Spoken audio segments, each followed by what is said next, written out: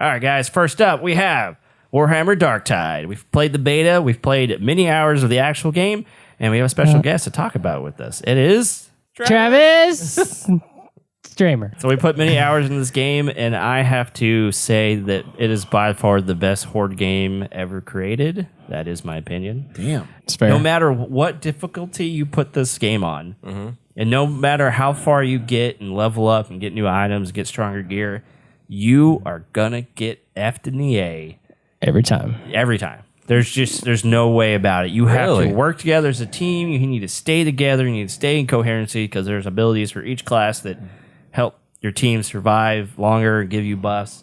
And if you don't do that, you get screwed real fast. And I have to hand it to Fatshark. They have made an incredible gameplay experience with this. But that is kind of where it ends. It resembles Vermintide 2 very much so, as far as the gameplay goes. Yeah. Like, it's a lot of fun to play with friends, and, you know, the combat's better. Like you said, the horde mode is just so much more fear-inducing because you just get multiple enemies attacking you, and it is just a nightmare sometimes with the amount of enemies that they throw at you. It really puts that pressure on you when you're playing, and it makes you feel like when you succeed, it's just so much better when you get through it. 4 classes. Sharpshooter. Sharpshooter. You have the psychokinetic guy who is basically like your mage. You have the big brute, Ogren. And then you have your preacher, kind of like a paladin. Some of the classes have a lot to be desired because sharpshooter is also not my favorite. Yeah. I jumped in there thinking, it's mostly range based and you get a buff to shooting at special enemies, and then the ability also allows you to see the specials through walls for a short amount of time. But I just felt like it wasn't good enough. Given the amount of hordes that come at you, like that, the sharpshooter special isn't anything to really write home about, honestly. Yeah, I feel like the specials were just kind of bland. Like, the Skullbreaker and the Preacher class have basically the same special. Like, it's just a charge. It's just a charge. Like, you charge in, and it like enhances your attack power for a short time. Yeah. And they had that in Vermintide 2 with your soldier class person, whatever, or mercenary, whatever it was called. But you had other like spin-offs of the mercenary class that did other things. Yeah. So I'm thinking that eventually they're going to add other like subclasses with different abilities, which would be really cool. But right now, as it stands, the specials really are not. I don't think they're as good as Vermintide 2. I don't think. But I started with a sharpshooter. I went to the psychic person, which I found a lot more entertaining because you can do a lot of cool things with the staff, and you can blow fire. You can shoot a ball of kinetic energy, which explodes people, and you can throw out little bolts of kinetic energy, and then I just created an ogre character with bread. So I was like, I'm sick of dying so fast, and they all, a lot of these guys are squishy, which is part of the Warhammer world, and I just, you're trying to find the right playstyle with you, which I think those two, the Ogren and the psychokinetic people, are like the best classes in the game right now. Yeah. I feel Debatable. like it's important to have like a 4-person squad that you're like in combat with, because I feel like when you don't, it gets really challenging because you'll have somebody like going off on their own, like running off somewhere, and happens all the time. Not having that yourself as a horde, attacking the horde is a problem. Yeah. Yeah, if you get surrounded, you're pretty much fucked. Screwed. Yeah. You can get screwed real quick. Always find a way to flank you, no matter where you are or how like attuned to like the enemies coming at you. Like, there's always someone who gets behind you, and that's when it starts to like the horde really can break up the group really quickly, especially with some of the abilities like or some of the specials. Like one guy, he's a pox burster, so he comes running at you and he jumps at you and he explodes and he sends everyone flying back depending on who's around him, and then you got the big beastie guy who comes charging in and takes a character and runs them into a wall and starts slamming him and then throws them out. So like really focusing on the combat and how the tides change and looking out for those specials and trying to keep the group together as much as possible, like it's really tough. Do y'all feel that, because I've only played the big guy, the Skullbreaker, Do you feel that this game is way more melee focused than you thought it was? Oh, yes. Yes, it is heavily melee focused. Yeah. I mean, obviously they have guns in this game, and it adds a new dynamic. I don't know about the other classes, but ammo is not something that you use lightly. Yeah. Like, you want to save your ammo. You want to use it in a pinch. So if you're just, blasting away at enemies, just regular enemies with your guns, you're going to run out of ammo, like, Super fast, almost immediately. Shit. And then you got to go find ammo. That's the hard part too, because there's ammo scattered about, but only one person gets that ammo. You have to also look at next to each person's nameplate on the bottom left. It shows ammo and it shows them where they are at. Like, so white is they're fully charged. Yellow is they're kind of low. Orange is like they're getting there, they're getting lower, and then red is they are out of ammo. Yeah. So you kind of you don't want to just steal ammo because everyone needs it. And that's where the communication comes in. What Brett was talking about. And some characters need ammo more than others. Like the sharpshooter, probably the most important person to have ammo because they're the only class that can shoot long distances. And there are snipers in this game that can fucking kill you in like 2 hits. Yeah. So is it good to have, whenever you jump in, different classes? Is there a way to like jump in where you can, kind of like Overwatch, where you jump in, you can, hey, I like playing this class. Does anyone need this class? No, they don't. Not really. Not really. You can all be the same class, which is one of my complaints. I don't think that's a good idea. Yeah, it kind of, I don't know why, but they took a lot of things from the last game that everybody loved and they just threw it out the window. And it was just kind of strange that they did that. Like, they had a good system going for them. And, I think the best route would them just to take that and put it into a Warhammer universe. I hate to say it exactly like it was, maybe add some new things. And that would have been a much better game, in my opinion. Well, for me, I felt like they changed it up because, and I see where Travis is coming from, and he makes good points because the way that they did it, Vermintide was like perfect. Mm-hmm. But this one, I feel like they're changing it up because of it's 40k, it's another universe, and there's certain lore, and the way that they set the story up is that you're a prisoner and you get pulled out of this prison. It's being attacked in this hive city, and they need you to go out and deal with these issues that are happening with the missions, and so that allows for like all these different races and it's a people city to come together and just go in. It's like because you could be you could have 2 of the same class and then 2 other classes, or you could all be the same class, and it would be nice. Like, I don't know, I haven't seen like the perfect mesh of classes. It almost doesn't matter, but it does matter at the same time. Like, yeah, it depends on skill level and like what difficulty you're on, because you can be on a lower difficulty and have like high level players and all be the same class and be fine. Yeah. But if you got like lower skill level on a high difficulty, I think it's definitely better to have all these different classes working together because it's just kind of needed for different reasons. I like that they got rid of the class restriction thing only because when I picked that last character and I was stuck with it because I was so behind with y'all. I can see it hard for me to like jump in. So now it's like, I can like play one character and level it up, and then y'all can play whoever you want to play, and it's not as bad. But I do agree from like, if you have 4 of the squishy characters, like you're going to be kind of screwed in that. Yeah, it's a double-edged sword, I think, because I can see why people were upset about that with Vermintide too, because like, man, I really want to play this class, but I can't because someone already chose that. Yeah. If you have a special class and that's the only one you play, and you jump in a game and someone's already taken it, you're kind of like, fuck, I got to start all over with a new class, and you don't have no idea how to play that class. So I can see the complaint, and that's probably why they changed it. But at the same time, it kind of destroys the importance of those characters and those classes, because now everyone can just be the same damn class, and it's like, oh, I'm talking to 3 other me's. That's cool. The story's not as the story's not there, and the character development's just absent completely. Yeah. Like, there is no character development. So there's not even really much of a story. That's what I was about to say. It doesn't seem like there's much development or story. No, I'm almost at the top level, and all the cutscenes are exactly the same. Ooh. Every single cutscene is them just being like, you might be useful. Go and do more missions. Literally every cutscene is the same. Yes. And it's just like, God dang, man, there is no... You hit a point where it's like, oh, you've ranked up. Go talk to this person. Yeah, and you just go into a room and they tell you just keep working. Keep going at it. Doing great. And it's like...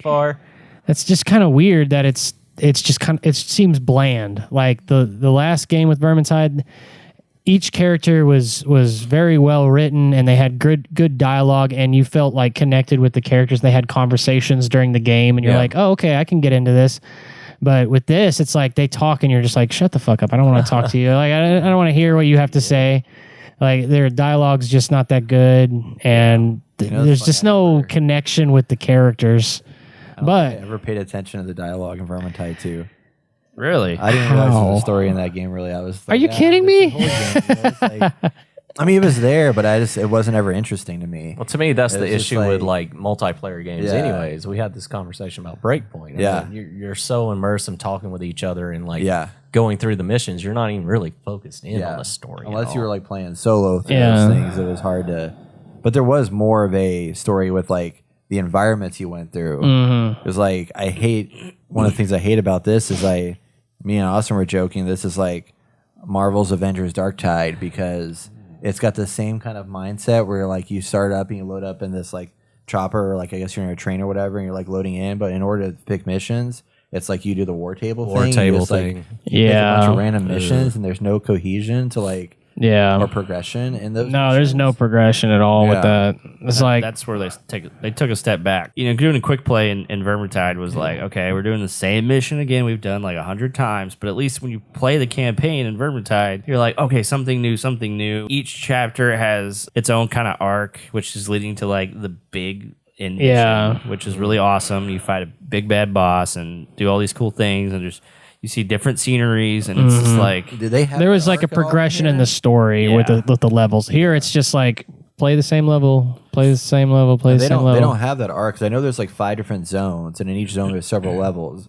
but they don't have any cohesion or like linearity to the. There's no story. There's nothing. You might just do a quick play every time unless you want to see a mission that you haven't played yet. Yeah. And I thought, as we got higher, I finally got to play a mission I haven't played before with Travis, and that was like the only one once I got past like 14. And I was like, oh man, I thought like maybe you go to the same area, but it's going to be a different like level. And it wasn't. So there's only like a certain amount of levels out there that you just play over and over again. Oof. And so a lot of them is like, go to this thing and put this skull miner, info miner down and protect it. Yeah. Really, the only thing that's keeping this game from being a bomb is the gameplay. Like, it's just so good. I mean, there were multiple things in this game that I had a lot of problems with. Yeah. Like, you can't... Free to shit on it. Go ahead. Yeah, okay. You can't be in the same loading screen, like the instance area where you're trying, like you said, with the war table, with your friends. You can't... They're not there. So you're in a party, and your party's not there, but you're with other people. There's a bunch of random people walking around, but your own friends aren't there. Weird. And then, like... in the last game, you could build weapons that you wanted, like from scratch, and they had a crafting system, and you're like, okay, well, I want to try this weapon out, but with this game, you go to a store. Sometimes they don't even have the weapon you're looking for in there. Like you have to wait like an hour to get a refresh of the store. Of it. Oh my god! It refreshes every hour. Yeah. Wow. I started just holding on to weapons that I wasn't sure if I would like or not, just in case I wanted to use them later. And I also noticed recently that the power level system, the weapon levels and everything, is completely flawed, because if you get a weapon at a lower level and you want to like upgrade it to like let's say a purple item, you would think it'd be the same power level as like according to your level. It is based off of when you got it. So if you get it at a lower level and you upgrade it, it's going to be less powerful than something you can just go to the store and buy. But it sucks, because it's like, this is the only way I can upgrade a weapon later to use it, and it doesn't even when you meet my level that I need. Perk. So that's so when it goes from like green to purple, you get an extra perk, and then once you go to it's orange, which I guess is legendary. No, it's like you get an extra gray, green, blue, purple, blue, and then orange. Yeah. But at every level, you get an extra perk. So I think blue gets 1 perk, purple gets 2 perks, 3, 4, and so forth. Something like that, yeah. Yeah. There's reason to actually do that, but it is tough to justify, especially at a lower level. Like, you should just keep your resources until you hit max level, which is only 30. The freaking worst part, dude, the goddamn armors that you can get is like next to 0. I've only gotten 2 armor, like So it's skins. armor skins. Sorry, I was trying to think of the word. You Armor can buy 'em skins. though, right? Yes, you can. Yeah, buddy. But guess what? They are expensive as all hell in the store. They like get your game currency, not your not like actually paying for it. Oh. There's very few options in the game Yeah, to so buy like armor. 30,000. And it's really not even worth it because it looks like almost exactly like the armor you do get. So there's really only like 2 armor Just sets. color skins. And I'm almost max level. I've had 2 armor skins. Yeah. So I know what they're much to doing. spend money on that. Yeah, they're trying to force you to do the microtransactions, which I fucking hate. That pisses me off to all hell. You would just think that they would have, even the last game didn't have a lot of armor skins, but at least like it had more than this. Like there's like nothing. The armor that you can get, like right now, I'm almost max level, and if I wanted to buy like let's just say a different version of the skin I already have, like a different color, it would cost all my money. Good Lord. It's like All of it. Actually, I couldn't even get the full armor set. I can only get like color one skin piece. is like I know what they're doing. They're literally trying to force you to purchase microtransactions, and that kind of pisses me off. That's kind of like a FU to the fan base, in my opinion. But So I disagree with Travis on this for a day. I was just so happy to have another Vermintide out, and the gameplay is really fun. But I watched this video with Beliar Gaming, and he broke down all the things that are missing from this that even Fatshark said is missing. This game is a beta. It all kind of started because I looked at the Steam charts, and I was like, oh, let me just look where they're at. And at its peak, which hasn't even been, which is in the past 30 days, which I don't even think it's been a month for them, they had a peak of over 107,000 players. The last 24-hour peak was at 41,000 players, and it's currently sitting at 34,000 for the last 4 minutes. yeah, That's really good. So the player base has dropped dramatically. Yeah. And Yeah. I would think because That's of still better for the Vermintide, Battlefield. I mean, that's true. But for this game, I'd figured it would be it'd be gaining, higher. Yeah. and it's not gaining. So they took a lot of the story stuff isn't in here yet. The forge system is coming. The crafting is coming. It's not in here yet. A lot of things that made Vermintide so unique and interesting and like made us keep coming back, it's not in here, and they don't have it in here. And they're going to eventually add this. And apparently a lot of reviewers are saying, I can't recommend this game, but in a year it'll probably be completely different. and be amazing, and they can recommend it then. And I'm But just isn't like, that a little too late? It is. here we are. It hurts. Conversation Here we over are and again. over. Over and over. Another fucking game. Not complete. now. A year later is released it. good. Yeah. Not complete. I mean, I'm like, okay, look, the gameplay is great, and I can play it in like short doses because Marvel's it does Avengers get took a repetitive. year to be Yeah. good. And it's just like, what the Though. happened? It's crazy. Like these Yeah. games are launching. yeah. And they're always broken, except for Goat Simulator 3. It's not Yeah. broken. It's just not complete. Yeah. It's like, why would you release this? Like, you have such good, I don't know the right word, camaraderie with like your fans and stuff, and like you developed a good game. And yeah, Vermintide had issues went out of the gate, but it wasn't enough. Like, at least you had a story you could play through. Yeah. This doesn't even have a story. It is Marvel's Avengers. You cannot get invested in anything that's going on with like the faction that you're with or anything. Like there's just nothing there. It's just a shell except for the gameplay. But I think they were like, okay, it's not done, but we need to release it, so we'll just release it in its current form and then add on it later. And I hate that. Like I hate it when they do that. I'd rather them just wait and we just didn't get it until it was done. Yeah, exactly. So this game got delayed several times, right? And apparently there's a lot of systems that just weren't working in this game, and they decided to scrap them and start from the ground up, which is a positive thing. It's a numbers game. It's a money game. And, it's been delayed so many times, and they've working on it for so long. And someone eventually is like, get this out the door, fix it later. We got to make money. Yeah. We can't wait any longer. Some of that degree. It's speculation, but I feel like it's in the right direction. I don't know. I mean, that's pull a fast one on us, man. I mean, it's not good. Yeah. That's why the player base is falling. I mean, I would still recommend it. I'm not to the point where I say don't get it because I think the gameplay is still really You just need to good. know what you're getting yourself into. And like, Hades, right? It's like, here's a beta for a year, and then the game will come out. It's like, why can't games do that more often? But that's the thing. I never remember Vermintide 2 having that issue at all. Yeah. Like even when it first came out, I don't remember it having like There are problems. issues, but not like this. Yeah, not like this. You had all of the missions.